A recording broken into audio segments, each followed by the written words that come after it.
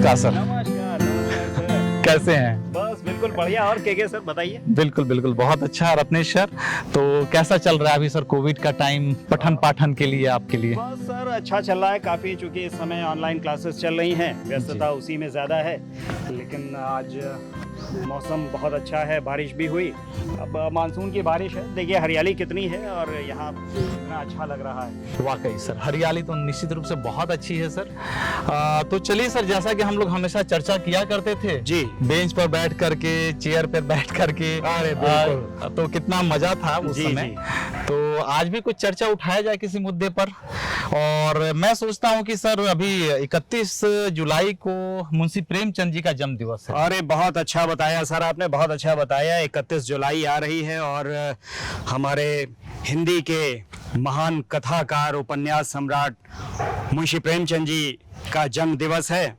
तो इससे अच्छा मौका और क्या हो सकता है चर्चा के लिए भाई। अब आप साहित्य अच्छा सर, जी। ये कैसे हो सकता है सर कि एक व्यक्ति ने फारसी में अपनी प्रारंभिक शिक्षा शुरू की, उर्दू में उसने लिखना शुरू किया और हिंदी में उसने अपनी विरासत जमा दी, एक नई विरासत बनाई जो आगे आने वाले किसी भी कलमकार के लिए ऐसा संभव नहीं हो सका कि उस स्थान तक वो पहुंच पाए। सबसे बड़ी चीज ये है कि जब हम देखते हैं प्रेमचंद जी के शुरुआती जीवन में जाते हैं, तो शुरुआत में उनकी जो शिक्षा दीक्षा हुई वो फारसी में हुई। तो उनका जो लेखन है वो फारसी की पढ़ाई से प्रेरित होते हुए, चूंकि हिंदुस्तानी जनमानस तक उसको पहुंचना था, तो उर्दू से शुरुआत हो गई। लेकिन उसके बाद जो ज्यादा संपर्क भाषा के रूप में हिंदी का प्रयोग हिंदुस्तान में होता रहा है, और उसके बाद भारतेंदु जी ने जिस परंपरा को शुरू किया, तो कहीं ना कहीं प्रेमचंद जी के लेखन में हिंदी के प्रति एक प्रतिबद्धता दिखाई दी। और इसके बारे में अगर हम बात करें तो शुरुआत में जो उनका पहला उपन्यास 1918 में आया, उसे बाज़ार हुस्न नाम से शुरुआत में लिखा गया उर्दू में। लेकिन उसके बाद सेवा सदन नाम से जब वही उपन्यास आया, तो उसने हिंदी में उनको बहुत प्रसिद्धि दिलाई। तो हिंदी के जो पाठक थे उन्होंने उसको हाथों हाथ लिया। तो इसीलिए कहीं ना कहीं हम देख सकते हैं कि चूंकि प्रसिद्धि शुरुआत में सेवा सदन से ही हुई, तो हिंदी साहित्य में प्रेमचंद जी को जो स्थापित करने का श्रेय जाता है वो इसी सेवा सदन को जाता है। हालांकि बाज़ार हुस्न भी प्रकाशित हुआ, लेकिन वो उतना ज्यादा प्रसिद्ध नहीं हो पाया जितना कि सेवा सदन हुआ। तो अच्छा सर, मैंने सुना है जैसे कि मुंशी प्रेमचंद जी का जीवन पूरा संघर्ष से भरा हुआ था, तो कैसा रहा होगा सर? वो किस तरीके के, हालांकि पहले के जितने चाहे जितने भी कवि रहे, लेखक रहे, सबका जीवन कहीं ना कहीं संघर्षमय था, तो किस तरीके के संघर्ष आए होंगे सर उनके लाइफ में? अब प्रेमचंद जी के शुरुआती जीवन के संघर्षों के बारे में अगर हम बात करें, तो जरा कल्पना कीजिए सर उस बालक की जिसकी मां की मृत्यु मात्र 7 वर्ष की अवस्था में हो गई हो। क्या उम्र होती है भला 7 वर्ष। उसके बाद 15 वर्ष की आयु में उनका विवाह करा दिया गया, और 16 वर्ष तक आते आते प्रेमचंद जी के पिता का देहांत हो गया। 16 वर्ष की आयु में तो हम ये मानकर चलते हैं, चूंकि हम शिक्षक हैं, तो हम ये मानते हैं कि बच्चे छोटे ही होते हैं, ना समझी के दौर में होते हैं। लेकिन उस उम्र में ही प्रेमचंद जी ने इतना अपने माता पिता को खो दिया, विवाह भी हो गया, फिर सौतेली माँ का जो व्यवहार रहा उनके प्रति वो बहुत ही कष्टों में डालने वाला था उनको। तो जो प्रारंभिक जीवन के उनके अनुभव थे उन्होंने बहुत कुछ सिखाया, और कहीं ना कहीं उस एकाकीपन में, उस परेशानियों में, उन संघर्षों में प्रेमचंद जी ने पठन पाठन की ओर अपना रुझान दिखाया, और शुरुआती दौर में ही उन्होंने फारसी के कई उपन्यासों को पढ़ लिया। तो जो एक लेखक के लिए शुरुआती दौर होता है वो उसके संघर्षों से ही जन्मता है, और यही कुछ प्रेमचंद जी के साथ हुआ कि उन्होंने घर के संघर्षों से या अपने जीवन के, व्यक्तिगत जीवन के संघर्षों से जूझते हुए पठन पाठन की ओर अपना रुझान कर लिया। तो इसके बाद जो स्थितियां आई उनके साथ कि सरकारी नौकरी लगी, सरकारी नौकरी के बाद फिर 1921 में असहयोग आंदोलन जब चला जी तो उस समय प्रेमचंद जी ने गांधी जी के आह्वान पर, देखिए लेखक की महानता देखिए आप जी। कि बापू ने आह्वान किया और उसके बाद प्रेमचंद जी ने सरकारी नौकरी से त्याग दे दिया। बहुत काफी कठिन अच्छी जी। इनकम रही होगी सर उनको, उनकी बिल्कुल। अब जिसकी- सरकारी सेवा में तो आप मान ही सकते हैं कि जो भी स्थितियां रहती हैं, सरकारी सेवकों को सरकार सुरक्षा देती है, आर्थिक धनोपार्जन होता है उनको, तो ऐसी स्थिति में कहीं ना कहीं जो सरकारी नौकरी छोड़ने के बाद आर्थिक कठिनाइयों का सामना प्रेमचंद जी को करना पड़ा, तो उसकी भरपाई के लिए उन्होंने मर्यादा, माधुरी इन पत्रिकाओं का संपादन किया, यहाँ तक कि सरस्वती प्रेस को भी खरीदा उन्होंने। अच्छा सरस्वती जी। तो काफी नामी गिरामी, हमको लगता है हंस वगैरह शायद पत्रिकाएं उसी समय निकलती थी और इसी प्रेस जी। के माध्यम से निकला करती होंगी शायद। और उस समय के तात्कालिक- हालांकि ये हुआ सर कि सरस्वती प्रेस जब उन्होंने खरीदा तो उसको चलाने का प्रयास बहुत किया, लेकिन वो उसे चला नहीं पाए सही ढंग से और आर्थिक घाटा उनका बढ़ता रहा और एक समय उस प्रेस को उन्हें छोड़ देना पड़ा और अपनी उस आर्थिक भरपाई के लिए, आइए बैठते हैं, थोड़ी देर बैठ के बात करते हैं। उमस तो बहुत ज्यादा हो हाँ गई है हाँ, उमस तो है सर। हाँ। लेकिन फिर भी जी। आइए सर बैठ करके बातें जी, करते जी। हैं थोड़ा सा आराम से, गर्मी भी ज्यादा है, जी, उमस जी, भी जी। है। बारिश से राहत तो मिली, बारिश लेकिन से- पूरी हाँ, राहत पूरी राहत नहीं मिल मिली। पाई। हमें लगता है कि बारिश जी। थोड़ी अच्छी हो जाती। लेकिन इस बारिश और उमस में भी कहीं ना कहीं अगर हम प्रेमचंद जी के बारे में, उन जैसे महान व्यक्तित्व के बारे में बात कर रहे हैं, तो सुखद एहसास हो रहा है। ऐसा लग रहा है कहीं ना कहीं हमें आत्मचिंतन करने का भी अवसर मिल रहा है इस माहौल में। तो यही मैं आपसे बात कर रहा था सर कि प्रेमचंद जी ने फिल्मों की कहानी लेखन की ओर रुझान किया, उस ओर रुख किया उन्होंने और मुंबई गए। 1934 में एक फिल्म मजदूर आई थी अच्छा जी, उन्हीं की कहानी पर लिखी गई, तैयार हुई, लेकिन रास नहीं आई। एक ऐसा संघर्षमय व्यक्तित्व जिसका जुझारूपन देखते ही बनता है। उसने बचपन से संघर्ष किया, वो किसी की गुलामी नहीं कर सकता। तो वही कुछ प्रेमचंद जी के साथ रहा। वो वहां पर एक बंधे बंधाए लीक पर चलकर फिल्म की कहानी लिखना, वो उनको रास नहीं आया। अजंता सिनेटोन कंपनी में उन्होंने काम किया, लेकिन उसके बाद भी पूरा समय वो नहीं बिता पाए, अनुबंध भी उन्होंने पूरा नहीं किया और अपना 2 महीने का वेतन छोड़कर भी वो वहां से चले आए। और देखिए सबसे बड़ी चीज ये है सर कि ऐसे महान व्यक्ति को किसी तरह से जंजीरों में बांधा नहीं जा सकता, उसकी लेखनी को पकड़ा नहीं जा सकता, और यही प्रेमचंद जी ने किया। और उसके बाद तो स्थितियां जो हुई, वो आए वापस, फिर उन्होंने हंस पत्रिका का संपादन किया और 1936 में तो अखिल भारतीय प्रगतिशील लेखक संघ की अध्यक्षता की, यहीं लखनऊ में ही। वाह वाह, क्या जी, बात जी, है। जी। ये लखनऊ की सरजमी अपने आप में लेखकों के लिए जी। एक बहुत बड़ा पालना रहा है, कह सकते हैं। बिल्कुल। के सर आप सुनाते रहे हैं कुमार विश्वास जी की पंक्तियां, मुझे लगता है प्रेमचंद जी के ऊपर बड़ी सटीक बैठेंगी। क्या लाइंस हैं वो याद नहीं आ रही हाँ, मुझे। क्योंकि ऐसा था ना कि प्रेमचंद जी जिस तरीके से हिंदी और उर्दू दोनों में महारत हासिल किए हुए जी, थे, जी। तो वो लाइनें डॉक्टर कुमार विश्वास की हैं, जी, जी, लेकिन फिट बैठती हैं प्रेमचंद जी, जी, जी, प्रेमचंद जी, जी पे। ये उर्दू बज़्म है और मैं तो हिंदी माँ का जाया हूँ, वाह। ज़बाने मुल्क की बहने है ये पैगाम लाया हूँ। मुझे दुगनी मोहब्बत से सुनो उर्दू ज़बां वालों, मैं अपनी माँ का बेटा हूँ, मैं घर मासी के आया हूँ। वाह वाह वाह मैं वाह। अपनी माँ का बेटा हूँ, मैं घर मासी के आया हूँ। क्या पंक्तियां जोड़ी हैं साहब आपने। डॉक्टर साहब ने क्या लिख दिया और हमारे डॉक्टर के सिंह सर ने क्या गाया है। डॉक्टर कुमार विश्वास जी की ही आवाज बिल्कुल मानो आ आप गई है लोगों यहाँ का पर। सर प्यार है कि हिंदी साहित्य में मैं तो सर बहुत ज्यादा देखिए नहीं पढ़ पाया मुंशी प्रेमचंद जी का, ये मेरा दुर्भाग्य रहा है सर। लेकिन मैं एक चीज आपको बताऊं, कुछ चीजें जिसने मतलब जीवन में मेरी सोच को बदल दिया, मेरे दिल को छू गया। जी। जब सर मैं दूसरे क्लास में था तो प्राइमरी स्कूल में जैसे टीचर्स अक्सर कहानियां सुनाया करते हैं। जी जी। तो उसमें उन्होंने, मतलब मुझे पूरी कहानी याद नहीं है, ईदगाह की कहानी थी। उसमें ऐसा था कि हामिद नाम का कोई बच्चा होता है और उसको बाजार घूमने के लिए कुछ पैसे दिए जाते हैं, इकन्नी दुवन्नी कुछ पैसे दिए जाते हैं, और जैसे वो बाजार में सारे दोस्त उसके खरीदना शुरू कर देते हैं, लेकिन वो एक चिमटा खरीदता है क्योंकि वो डेली देखता है कि दादी जी के हाथ जल जाया करती है। जी। और पैसे शायद उधार लेकर के वो, सर वो इतना हार्ट टचिंग था, बहुत बहुत मुझे इतना प्रभावित किया। तो मुझे लगा कि क्या इतनी अच्छी भी स्टोरी हो सकती है, और मैं प्रभावित हुआ सर। यही सर दरअसल प्रेमचंद जी की लेखनी का जादू यही है कि पाठकों के हृदय को सीधे जाकर स्पर्श करता है, और ऐसा लगता है कि मानो हमारे आसपास ही या हमारे ही जीवन की कहीं कोई घटना है। इस तरीके की आप कहीं पर कोई भी कहानी उठाकर देख लीजिए, कोई उपन्यास देख लीजिए, ऐसा लगता है कि समाज में चारों ओर प्रेमचंद जी हैं, कहीं ना कहीं किसी न किसी रूप में विद्यमान हैं।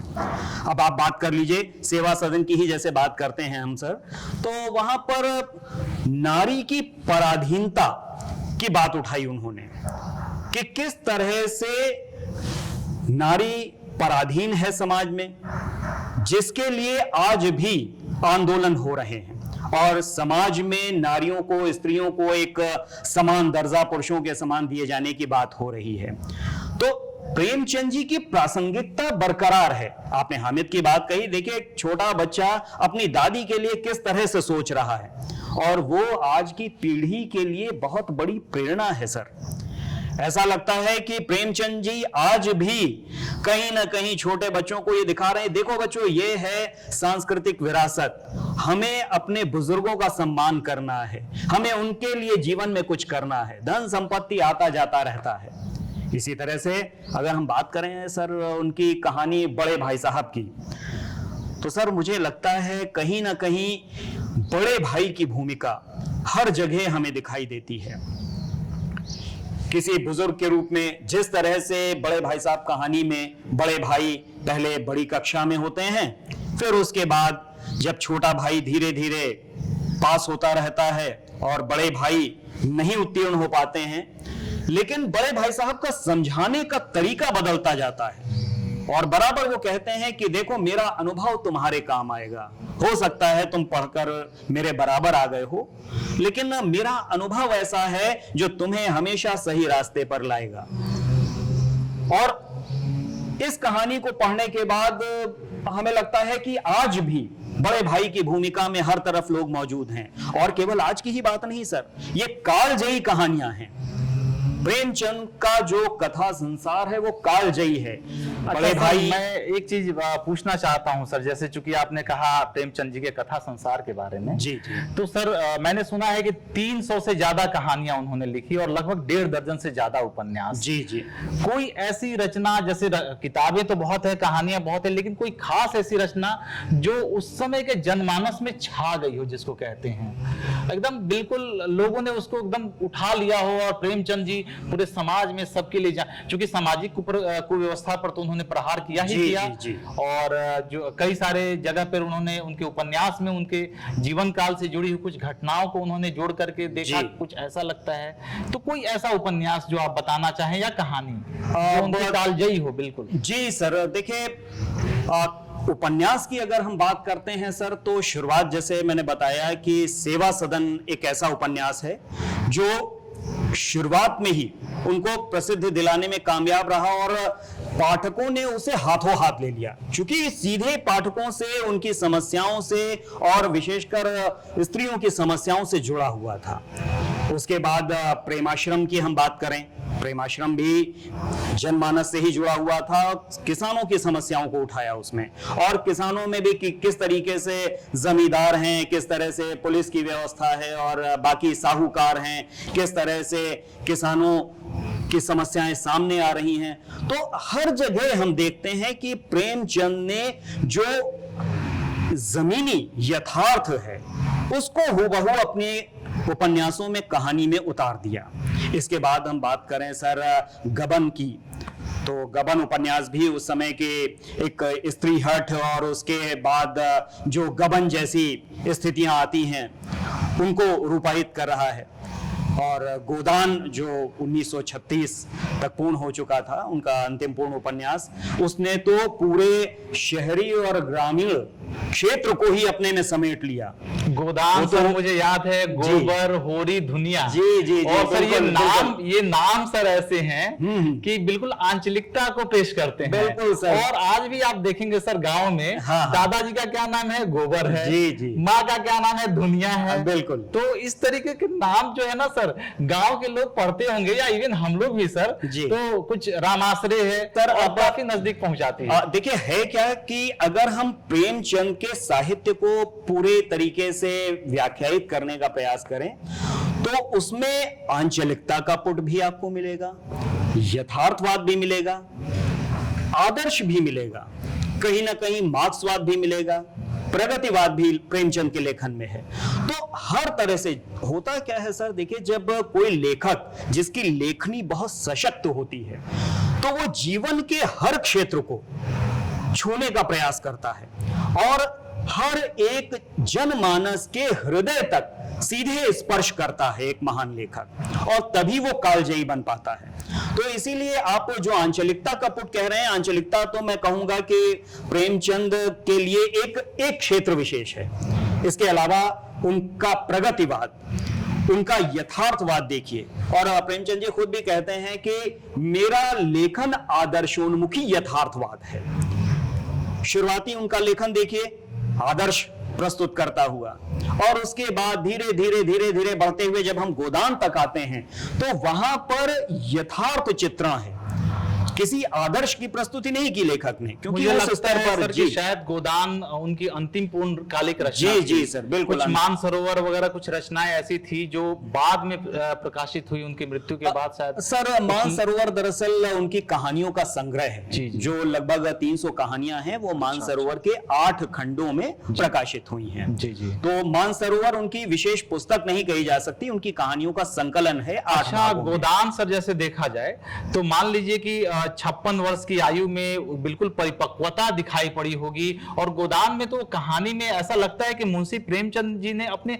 सारे अनुभवों को निचोड़ करके वहां डाल दिया जी है। जी। मैं सर मुझे याद नहीं है, बस ये है रहता है कि गोदान की कहानी आजकल शॉर्ट स्टोरीज में भी सुनने जी, को मिल जी। जाती है कहीं ना कहीं, लेकिन आप चूंकि हिंदी के वरिष्ठ शिक्षक भी हैं और विद्वता भी है, तो आप बेहतर बता पाएंगे। सर देखिए अभी जैसे जी जी अभी मैंने शुरुआत में ही चर्चा की कि जैसा कि प्रेमचंद जी ने कहा कि उनका लेखन आदर्शोन्मुखी यथार्थवाद है। हम सेवा सदन, प्रेम आश्रम, इन सब उपन्यासों से जब चर्चा करते हैं तो कहीं ना कहीं यथार्थवादी चित्रण के साथ एक आदर्शवादी समाधान प्रस्तुत करते हैं प्रेमचंद जी। लेकिन उसके बाद आप ये देखिए 1918 का सेवा सदन और 1936 का गोदान, लगभग 18 वर्षों का ये जो समय है, इसमें लेखक की परिपक्वता पूरी तरह से दिखाई देती है, क्योंकि गोदान में वो आदर्शवाद कहीं पीछे छूट जाता है, यथार्थवादी चित्रण है, और उसी को लेखक ने बताया है कि ये देखिए हमारा समाज है और इसी में हमें अपनी समस्याओं को और उनके समाधान को खोजना है।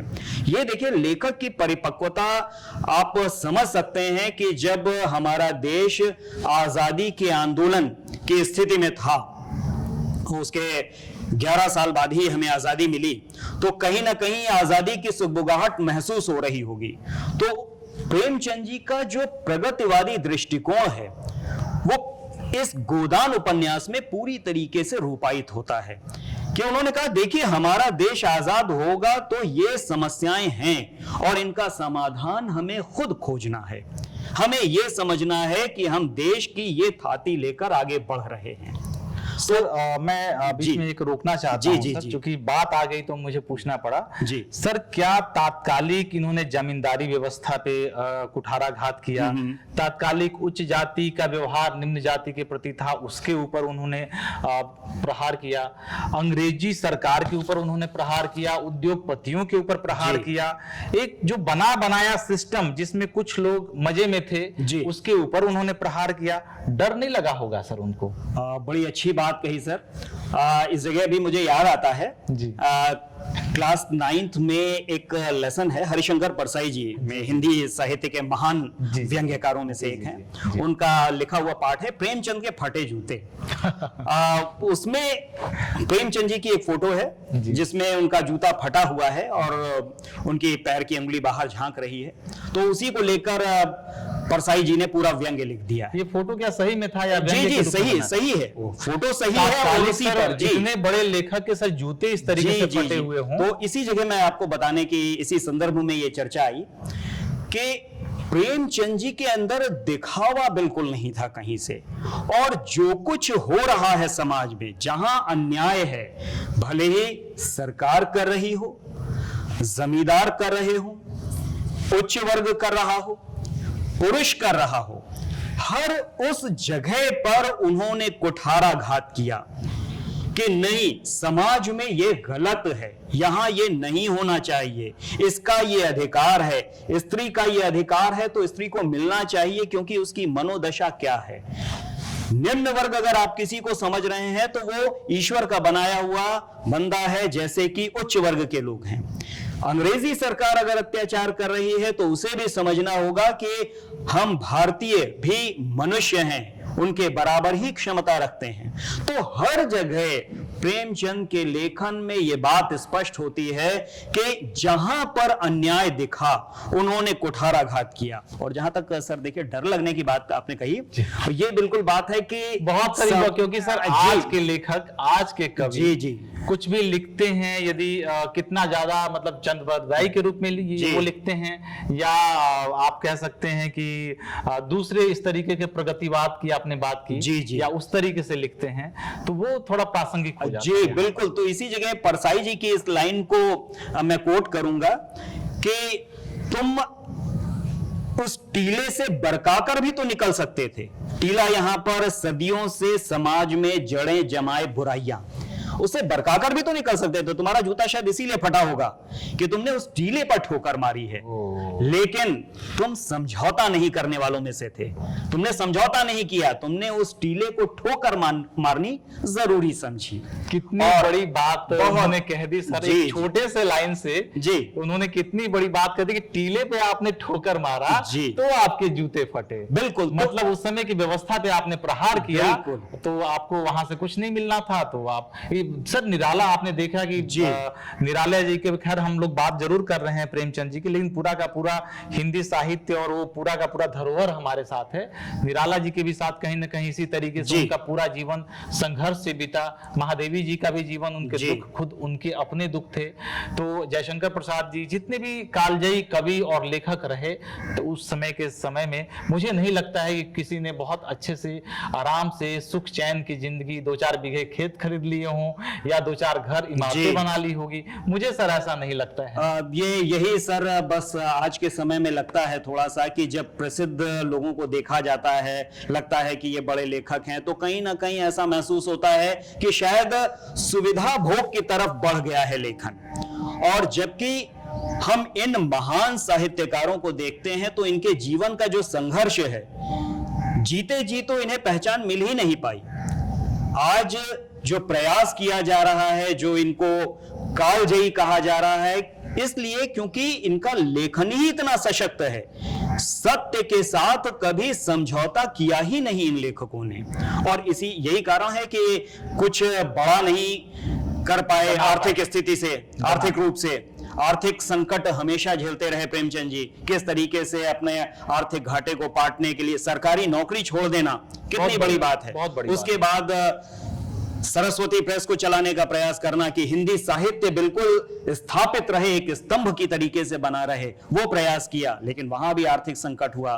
फिर फिल्मी कहानी लेखन के दौर में गए, वहां भी उन्हें लगा कि नहीं, जंजीरों में नहीं जकड़ना है, मुझे लेखन करना है, स्वतंत्र करना है और समझौता नहीं करना है। तो यही है महान कथाकार की पहचान जो उन्होंने किया अपने जीवन में, और इसी कारण से हम उनको याद कर रहे हैं और श्रद्धा से नत हैं उनके समक्ष, और जीवन पर्यंत रहेंगे ऐसे ही। सर आप चाय पीना चाहेंगे?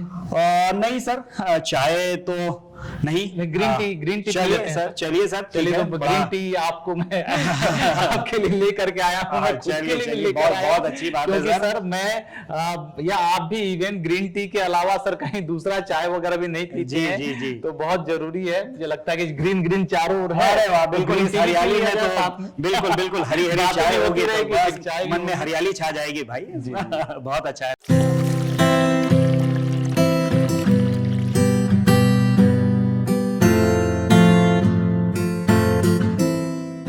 और मैंने सुना है कि उष्णता में उष्ण चीजें पी जाए तो शीतलता का एहसास होता है। बिल्कुल सर, लोहा लोहे को काटता है ना सर। बिल्कुल वही है। बिल्कुल, इस हीरा गर्मी हीरे में को हम लोगों काटता को- है, जी, जहर जी, जहर जी। को काटता है, तो गर्मी गर्मी को काटेगा। बिल्कुल सर, बहुत अच्छी व्यवस्था है। ये गिलास भी देखने में बेहद खूबसूरत है, कितनी कलात्मकता दिखाई दे रही है इनमें। सर अच्छे लोगों को अच्छी चीजें हमेशा अच्छी दिखाई पड़ती बिल्कुल है। क्योंकि केके सर दे रहे हैं चाय, इसलिए जरूर अच्छी ही है भाई। बहुत बहुत धन्यवाद सर।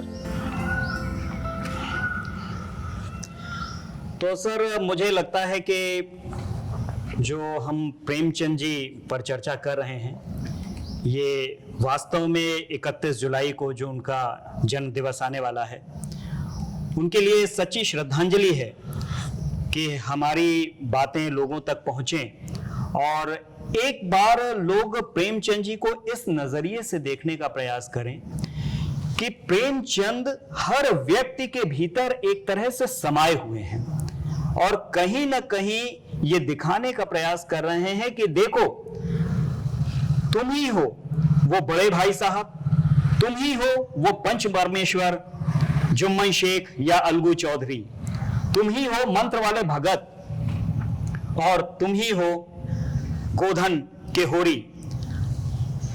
विशेष बात यहां पर सर ये है कि जीवन नियमों में बंधने का नहीं है, उन्हें समझने का और उसके बाद उस पर चलने का है। जैसा कि प्रेमचंद जी ने अपने जीवन में संघर्ष किया, हमें उन्हीं को समझना है और उनके लेखन को हम तभी समझेंगे जब अपने जीवन में कुछ अंशों में उसे उतार पाएंगे। सर मैं पूछना चाहूंगा कि कक्षा 6ठी से 12वीं तक के विषय में मुंशी प्रेमचंद जी का कोई स्टोरी रखा गया है, उनकी कोई कहानी रखी गई है क्या? बिल्कुल सर, बिल्कुल रखी गई है। अभी तो मैं आपसे चर्चा ही कर रहा था, कक्षा 6 में जैसे नादान दोस्त कहानी जी। प्रेमचंद जी की है। जी उसके बाद कक्षा 9 में दो बैलों की कथा जी जी जी, जी प्रेमचंद जी की ही है। जी। उसके बाद प्रेमचंद जी पर आधारित ये व्यंग्य लेख प्रेमचंद के फटे जूते, जिसे हरशंकर परसाई जी ने लिखा है, जी, जी। ये है। इसके बाद कक्षा 11वीं में नमक का दारोगा, नमक का वो बंसीधर कुछ जी है जी क्या? जी जी आलोपीनाथ तो- कुछ जी कहानी? अलोपी हाँ, हाँ। जी जी तो वो यहाँ पर यादें आती रहे, हम जी। लोग के भी चूंकि समय में पढ़ना था, जी। तो वो याद आते जा रही है अचानक से। बिल्कुल आपने नाम बिल्कुल बताया तो सभी कक्षाओं में लगभग ये प्रयास किया गया है कि प्रेमचंद जी के लेखन से परिचित कराया जाए बच्चों को, और उसके बाद वास्तव में उन्होंने क्या लिखा, इससे किस तरह से शिक्षा ले सकते हैं, कैसे समझ सकते हैं, इसका प्रयास किया है पूरी तरीके से। सर एक मैं अंतिम बस बात में रखने जा रहा हूं, आपसे जानने की कोशिश कर रहा हूं कि आज की पीढ़ी के लिए प्रेमचंद कितने, अब शॉर्ट स्टोरीज का जमाना है, लोग रील्स देख रहे हैं, तो क्या मुंशी प्रेमचंद जी को कैसे किस रूप में लोगों के बीच ले जाया जाए जी, और उस शॉर्ट रील्स की भरपाई क्या कोई दूसरी वैकल्पिक व्यवस्था या मुंशी प्रेमचंद जी की कहानी की व्यवस्था क्या कर सकती है, क्योंकि लोगों के पास समय नहीं है, जी। तो कैसे सर इसको किया जा सकता है सॉल्व? बहुत अच्छा प्रश्न उठाया के सर आपने कि देखिए, लोगों के पास समय नहीं है और हम ये मान सकते हैं कि जो उपन्यास हैं उसे शायद लोग ना पढ़ें, लेकिन जो उपन्यास हैं अगर उनके छोटे छोटे अंशों को एक वीडियो के रूप में बनाया जाए, एक एक उपन्यास में अगर एक कैरेक्टर को, एक एक पात्र को हम सर ले लें, तो वो अपने आप में एक पूरी कहानी है और उसे अगर छोटे छोटे वीडियोस में बनाकर लोगों के सामने लाया जाए तो प्रेमचंद जी के कृतित्व का भी पूरा परिचय मिलेगा, जो उनका संदेश है वो भी पूरी तरह से आ जाएगा, और इस तरह से एक पूरा उपन्यास या कहानी लोगों के सामने आ सकती है। तो जरूरी नहीं सर कि एक साथ पूरा उपन्यास ही बनाया जाए या एक साथ पूरी कहानी का वीडियो बनाया जाए।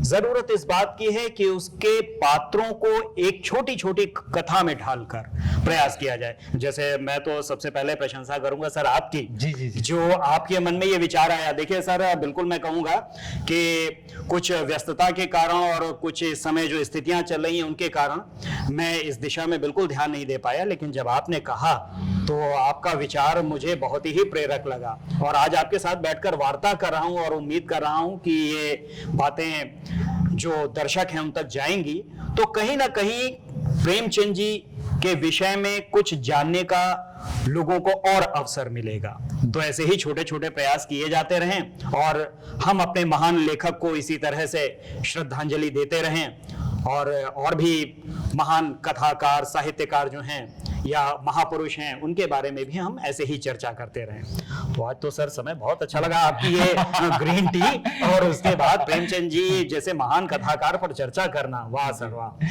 सर आज तो का दिन सार्थक हो गया। बहुत बढ़िया लगा सर मुझे, और मुझे लगा कि मैं कुछ दिनचर्या से, जो डेली की दिनचर्या जी, होती है जी। उससे कुछ अलग हट करके किया हूँ। जी। इधर मोर की आवाज सुनाई पड़ रही है, हाँ। पीछे बांस के पेड़ हैं जी। जो कार्बन इमिशन को कह सकते हैं पचाते हैं, जी, जी। और ये तो लंग्स ऑफ लखनऊ ही कहा अरे जाता है। बिल्कुल सर, जनेश्वर पार्क तो वरदान है लखनऊ के लिए, जो हरियाली है यहाँ पर, और जिस तरीके से हम आप भ्रमण कर रहे हैं और महान कथाकार प्रेमचंद जी पर चर्चा कर रहे हैं, तो आज का दिन तो वाकई सर सार्थक हो गया, और इसके लिए आपको साधुवाद। बहुत बहुत धन्यवाद। तो दर्शकों, आप लोगों को मैं रिक्वेस्ट करता हूं कि निश्चित रूप से ये कहानी यदि आपको अच्छी लगी होगी तो इस कहानी को चलाइए, आगे दिखाइए, और आप कमेंट बॉक्स में एक मैसेज जरूर करिए कि आगे आने वाले समय में मैं मुंशी प्रेमचंद जी या अन्य साहित्यकारों के विषय में किस प्रकार का वीडियो लेकर के आऊं, किस तरीके के रील्स लेकर के आऊं, या किस तरीके के शॉर्ट स्टोरीज लेकर के आऊं जो आप सभी के लिए इंटरेस्टिंग हो और आप सभी उसे ध्यानपूर्वक देखें। तो रत्नेश सर, बहुत बहुत धन्यवाद मुंशी प्रेमचंद जी के बारे में बात करने के लिए। चलिए, नमस्कार सर, बहुत बहुत धन्यवाद आपका भी सर। जी। चलिए।